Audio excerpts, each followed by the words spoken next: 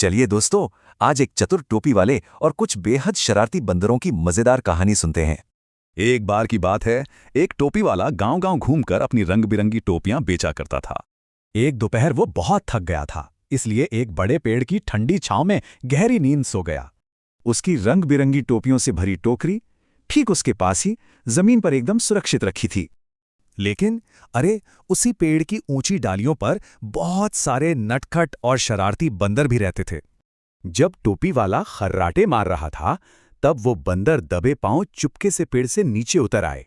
उन्होंने चुपचाप टोकरी से सारी टोपियां निकाली और बड़े मजे से उन्हें अपने सिर पर पहन लिया।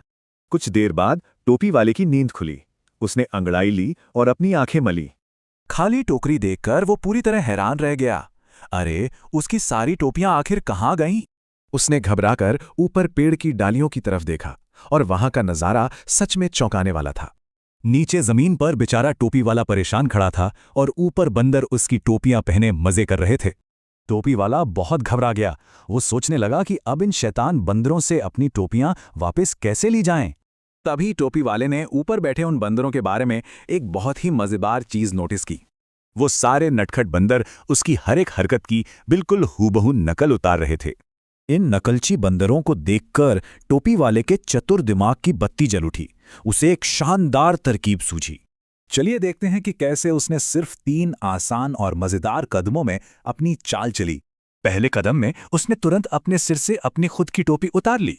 फिर उसने गुस्से का नाटक करते हुए अपनी टोपी जोर से जमीन पर पटक दी।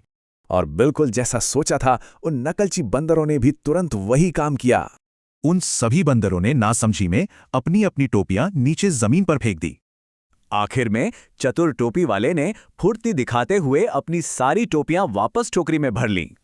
शरारती बंदरों को चकमा देकर वो अपनी भरी हुई टोकरी के साथ खुशी खुशी वहां से चला गया। इस मजेदार कहानी से हम सबको एक बहुत ही जबरदस्त और काम की सीख मिलती है। अगर हम मुश्किल समय में भी अपना दिमाग शांत रखें तो समझदारी से कोई भी समस्या सुलझा सकते हैं। तो सोचिए दोस्तों, अपनी अगली बड़ी समस्या को सुलझाने के लिए हम कौन सी स्मार्ट तरकीब लगाएंगे।